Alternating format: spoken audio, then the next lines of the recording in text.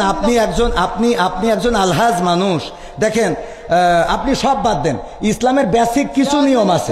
ইসলামের কোনো সম্পর্ক নেই। আচ্ছা, ইসলামের তো আপনি হজটা করেছেন, তাই না? হজ করেছেন না? আমি যে প্রশ্নটা আপনার কলাম, এখানে ৬০০ লোক আছে, আপনি সঠিকভাবে উত্তর সঠিকটা আপনি তো উত্তরের আগেই তো বকর করতেছেন, আমার উত্তরটা দিতেই দেন, আমার কথা তো বলতে দেবেন, তা বলতে না দিলে আমি কি করে বুঝাবো?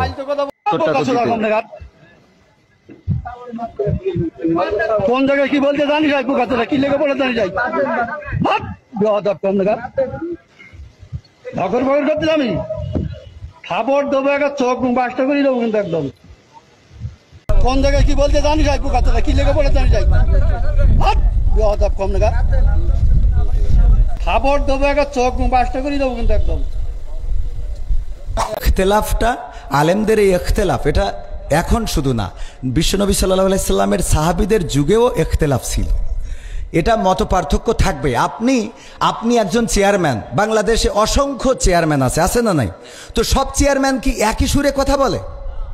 বলেন, ইসলামের মধ্যে ভেদাভেদ হবে কেন? চেয়ারম্যানই করে একদিনই, ইসলাম একদিনই।